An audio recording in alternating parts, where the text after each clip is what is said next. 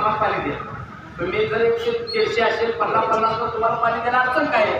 तुम्ही दुसरापणा असा करताय की सांगोल्याच्या लाईनला 10 पाणी सोडताय. हे कसं आता तुमच्या तोंडाला आहे काय असं नाही. तुम्ही आता सांगितलं की त्या नेत्यांना काय सांगितलं तुम्ही की 10 क्युसेक्सनं आम्ही सांगोल्याला पाणी चालू करू. सर मी बोलू परत बोला तुम्ही मला सांगा. 10 क्युसेक्स मी कुठे म्हटलं आपली गिरडी लाईन आहे हंगेरी गिरडी मायनर नंबर 6 आहे ती आपल्या सांगोला वायफाय पासून आपला चॅनल येतोय तो सांगोला विक्री क्रमांक 2 आहे.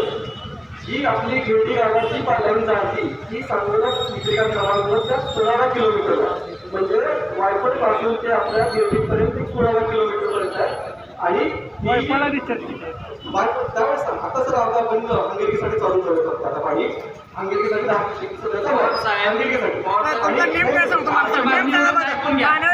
काय म्हणता आमच्या टेलला तुमचं 10 जाऊ द्या.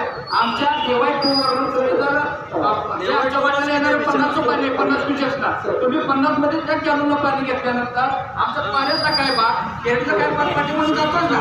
तुम्ही आम्हाला 50 ज्या वेळेस पाणी आहे जर पाणी येणार आहे मग द्या 100 न आले तर आम्ही काय म्हणतो 35-35 ला द्या. तुम्ही आमचे पाणी 35 क्युसेक्स चालू ठेवा.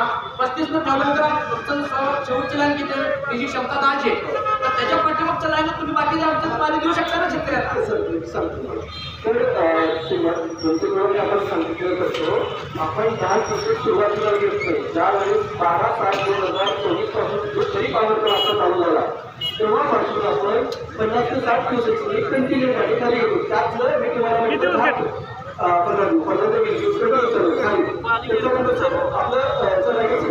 तुमचं 10 क्युसेक्स हंगेरी 6 कमी बोलतो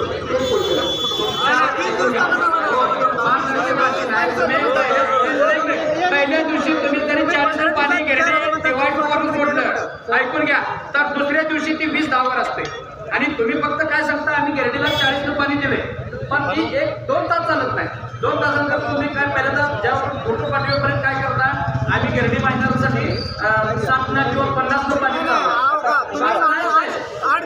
मला सांगा 120-30 पाणी चालू आहे 15 मिनिट झालं 12 जुलैपासून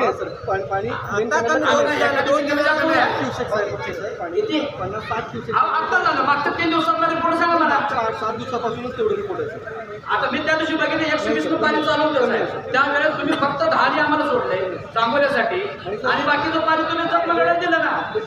7 गाव आपले जे 7 तालुक्यातले जे 7 गाव आहे हबिशीवाडी आलं थोडं बोलतो हबिशीवाडी आलं अहो यार मार्चपासून आतापर्यंत काका नेम करा पाणी सोडा नेम सांगा मला पाणी नेम फक्त 20 ते 30 एमसीबी पाणी आलं हो थांबा विचार केला आपण आपल्या सांगोला तालुक्यात जो फाटा जातो तो मिळवून येतो जो म्हैसाळ योजनेचा जो तेल आहे तो आहे सरकारी मंगळवेढा कारण आपल्या योजनेचा जो शेवट आहे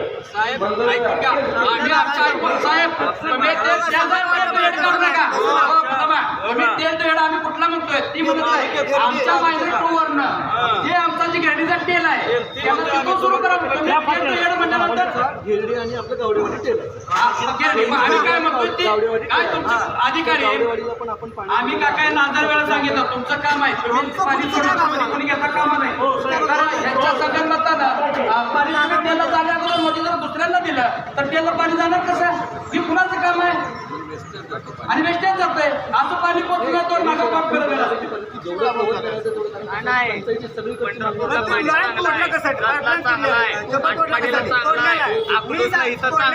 आणि सांगोल्यानं काय घोडा मारले तुम्ही तोडला तुमचा अधिकारी उभारून तुम्ही 2 महिने झालं पुढे पाणी न जाऊ देत म्हणून केले 2 महिने बंद आहे 2 महिने कंप्लेंट पण नाही.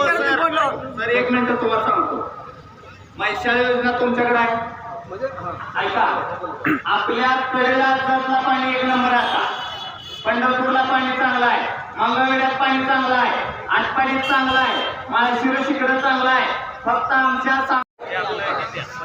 आणि उद्या त्याला इथं बोलवा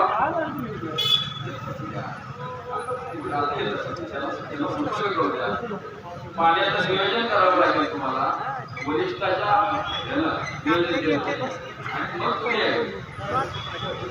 पाणी घेऊन जे आता पहिल्यापासून सांगितलं आता पाणी भाषणं नको आम्हाला भाषणाचा कंटाळा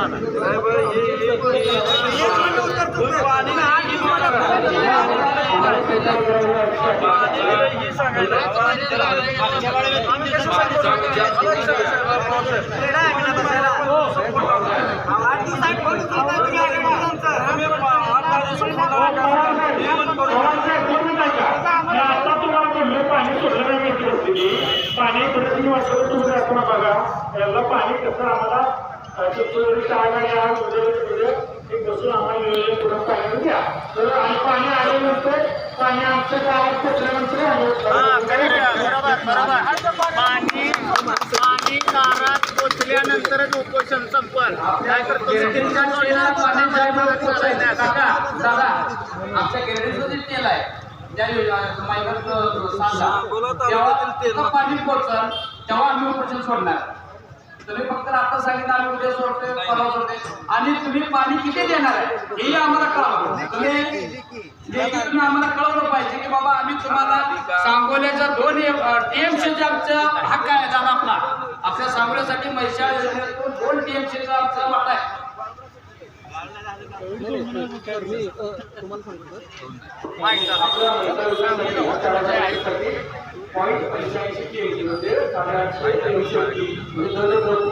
पाणी योजनेसाठी मंजूर आहे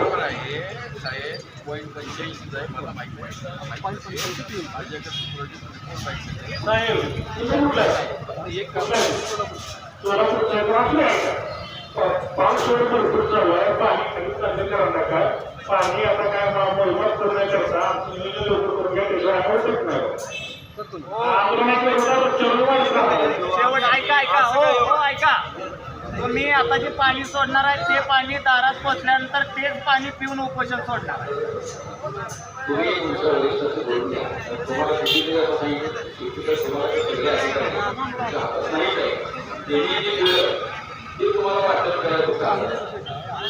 जो 5 टक्क्याला जे पाणी होतं त्याच्या पण कारण जर आपल्या बाकी तुम्ही बघितला की कृष्णा नदीपासून ते आपल्या जत तालुक्या आणि प्लस सांगोला तालुक्याला 5 टप्प्यात पाणी उचललं 5 ठिकाणी 5 टप्पे पाणी उचलून मग कवठे महाकाळच्या ठिकाणी कवठे महाकाळच्या कॅनलवरून 56 किलोमीटर आपलं जत मुख्य कालवा चालू आहे जत मुख्य कालवानंतर जर आपला जो वायफळ गाव आहे वायफळ गावातून आपण सांगोला तेव्हा आहे 63 किलोमीटर म्हणजे एवढं सगळ्या ह्याच्यामध्ये तर काय बाकीच्या पंपची पण इफिशियन्सी आपल्याला त्या कोठे मार्गावरनं सुद्धा पाणी यायला अपेक्षित आहे कोठे मार्गाच्या 5 टप्प्यावर पाणी येणं अपेक्षित सगळे भागामध्ये सगळीकडे पाण्याची टंचाई पाऊस नसल्यामुळे त्याच्यामुळे मागणी सर्व ठिकाणी आहे शासनाचे काय करणार आहे पूर्ण पाणी याचं जे आपण पुरात पाणी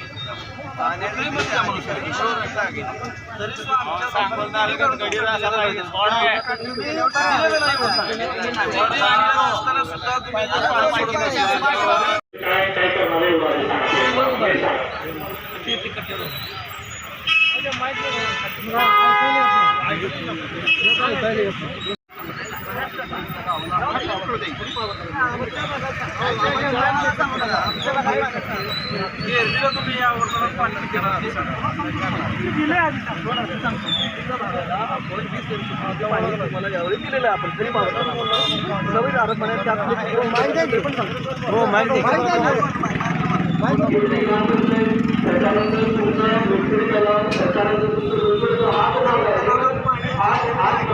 तर आपण दिलेलं आहे पाणी आपल्याला आहे तुम्हाला माहिती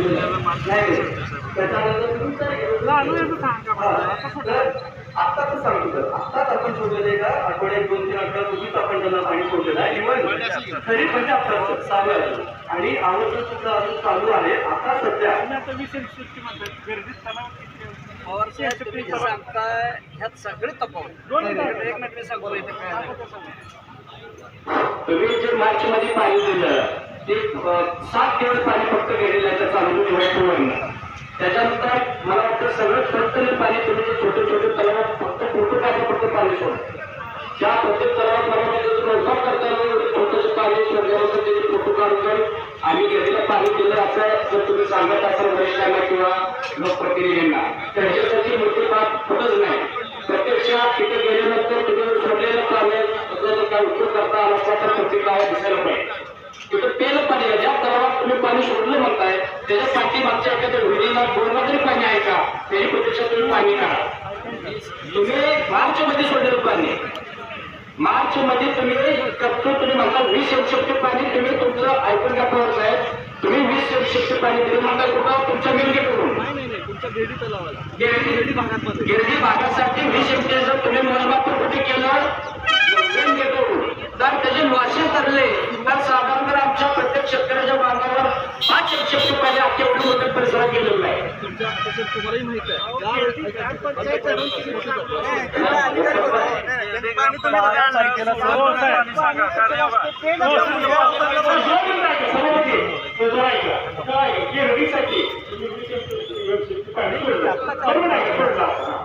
तुम्हाला गिरणीसाठी पाणी किती तुम्हाला किती सोडायचं तुमच्या ती आज माहिती द्या.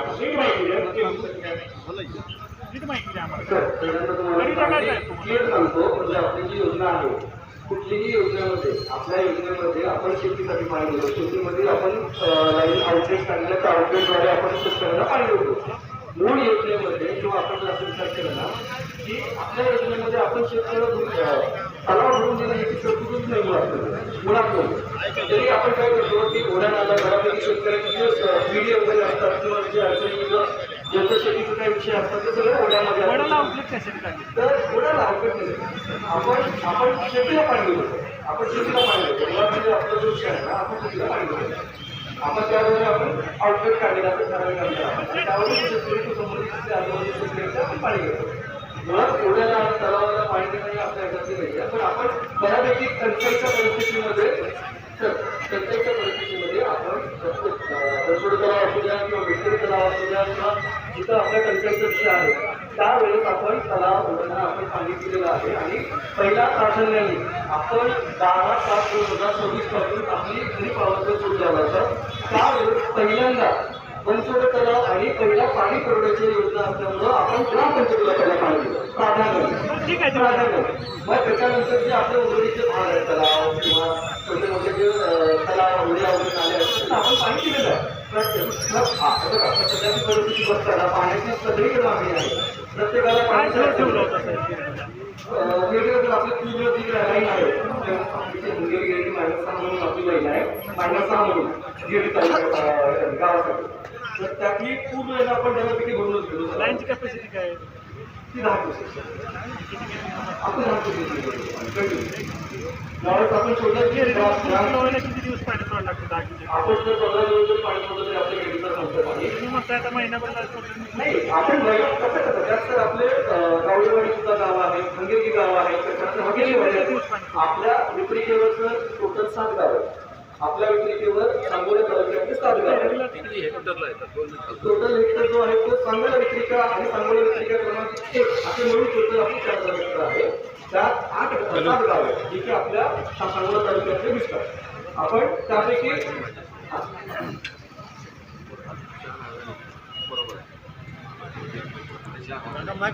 तुम्ही बोला तुम्हाला विचार तुम्ही बघा चुकीचं वाक्य सांगितलं ते लक्षात आपण शेतीसाठी पाणी देतो आपल्या पहिल्यातून बऱ्याच सोडायचं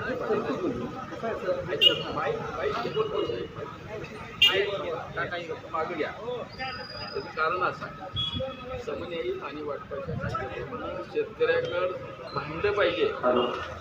शेतात पाणी कधी देणार तुम्ही त्याची पूर्ण व्यवस्था झाली तर अजून कुठेही झालेली नाही. शेतकऱ्याच्या शेतात पाणी अजून पोहोचू शकलं नाही. मैदानाचं जायला लागले पण अजून प्रत्यक्ष सगळ्या शेतकऱ्यांना वाढ नाही. मग असं धोरण त्यावेळेला भांडं तुमचं घ्या आणि पाणी जे आहे मोजून द्यायचं. म्हणजे समजा गिरणीला किती सेंटीमीटर द्यायचं आहे त्या पाऱ्याला 10 इंच द्यायचं आहे त्याचं भांडं तयार करा आणि तिथं नेऊन तुम्ही पाणी सोडायचं. त्यामुळे तुम्ही ती एक पहिला शब्द मागे घ्या ओढ्याला आणि याला पाणी सोडणार नाही त्याच्याही पुढं आज हे पुराचं पाणी पुराचं पाणी तर तुमचं वडा असू द्या वगैरे असू द्या आणि पुरा असू तिथं मागणी तिथं दिलं पाहिजे. त्याच्या पुढे तुमचं कुणाच्या तरी दबावाखाली तुम्ही एखाद्या तालुक्यावर अन्याय करता असं माझ्यासारखं वाटतं. आता जत सारख्या तालुक्याचं 20,000 हेक्टर आहे. पहिलं वाढी कोणा झाला आमचं वाढलं त्याच्यात वाढलं. आमचं 4,000 हेक्टर तिथं 20,000 हेक्टर असताना 40,000 हेक्टरचं पाणी द्यावं जातं. तिथं तुम्ही तिथं बाब देत नाही, तिथं कुठं बघत नाही, वडा आहे का उघडा आहे बघत नाही. आणि सांगोल्यात आल्यावर नेमकं नुकसान आणि गेल्याचं काय होतं तुमच्या एका पैशावाल्याच नाही, प्रत्येक पैशाला असो टेको असो किंवा याला असो प्रत्येक जण असं सांगोल्यासाठीच काय करतो. आता तुम्ही त्या कायद्याप्रमाणे सांगते पाणी वाटप तर तुम्ही करायला पाहिजे. चौथ्या मंगळ असू द्या, सात असू द्या, मंगळवेळ असू द्या, सांगा तुम्ही आम्हाला असं डिटेल अधिकारी म्हणून जसं पाणी किती दिलं, मंगळवेळाला किती दिलं, सांगोल्याला किती दिलं पाणी ही का सांगायचं तुमच्या लक्षात नाही. आज 3 महिने मार्च पासून ज्या वेळेस आवर्तन चालू होतं मार्च मध्ये सांगून तारखेला पाणी किती दिलं तुम्ही, जसला किती दिलं, मंगळवेळाला किती दिलं. मग तुम्ही सांगोल्यावर जाणून बघून अन्याय करण्याचं कारण आम्हाला कळलं पाहिजे. जे आमच्या हाताचं सांगोल तालुक्याचं जे याच्यात टाकलेलं आहे ते पाणी आम्हाला किती दिलं तुम्ही आम्हाला किती दिलं ना. आज तुम्ही त्या सांगोल्याला मिळालेलं पाणी जर किंवा मंगळवेढा आम्ही त्यांना पाणी जसला किंवा सांगोला द्यायला नाही म्हणत. तुम्ही त्याच्या हक्काचं पाणी त्यांना द्या, आमच्या हक्काचं पाणी आम्हाला मिळालं पाहिजे. आमच्या हक्काचं सांगोल्याचं 3% सुद्धा पाणी अजूनपर्यंत आम्हाला मिळालं नाही. ही वस्तुस्थिती आणि खरं आहे. जर तुम्ही तसं फेर सांगितलं आणि रेकॉर्ड केलं तर आम्ही आहे असं उपोषण माघारी घ्यायला तयार. आणि पण नुसतं कागदावर पण नका, आम्हाला प्रत्यक्ष दाखवलं पाहिजे. तुम्ही आज 20 शक्ती किंवा 50 शक्ती म्हणताय पाणी कुठं. आणि एक सांगतोय साहेब आमच्या सुद्धा लक्षात येतंय तुम्ही आज जे म्हणता प्रत्येकाने तुम्हाला फोन करा तर सांगोल्याला पाणी चालू आहे. तुम्ही 10 क्युसेक्सनं पाणी चालू ठेवलं या 8 दिवसात ते अंगीर केलं जात आहे. खाली 1-2 क्युसेक्सनं पाणी तलावात पोहोचत नाही. फक्त वरती सांगण्यासाठी तुम्ही सांगताय की सांगोल्याला पाणी सुरू आहे. मंगळवेढ्याला किती जातं पाणी, जपलं किती आहे.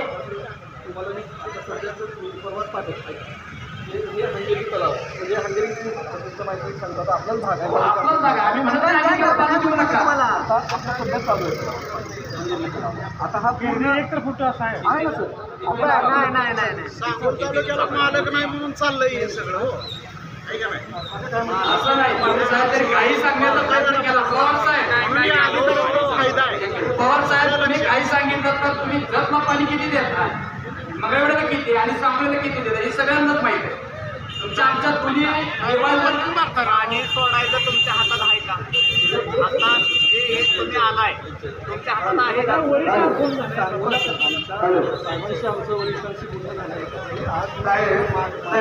तुम्ही याला मायनर बोलला तिथून आपलं वायफाय काम आता खाली वेल्डिंग मारलेलं आहे, वेल्डिंग मारलेलं आहे. लोकांना करायचं कुठं त्याचं तुम्ही वेल्डिंग का मारता मला सांगा. फक्त त्या दरवाजाला वेल्डिंग का मारता. आंदोलन चालू त्याच्यामुळे काय आम्हाला पाणी प्रत्येक वेळ त्या पाणी येतं. एक मात्र बोला तुमची माणसं आहेत किंवा तुमची खाली माणसं आहेत तो जे पाणी ते वेळ पाणी सोडा बंद करणार तुम्ही ते पाणी आम्हाला कधी सोडलं आणि लोकांना किती पडलं. तुमच्या लोकांनी पाणी मागं सोडायचं आपलं पैसे घ्यायचं आणि लोकांना पाणी शेतकऱ्याला पाणी मग येऊ नये ना. आज दराची वस्तू तिथे आहे. पाणी आता आलं सकाळी पाणी करता संध्याकाळी बंद करताय. ही जी वस्तू तिथे आहे तुमच्या अधिकारी पैसे घेऊन तुमच्या अधिकारी पैसे माझा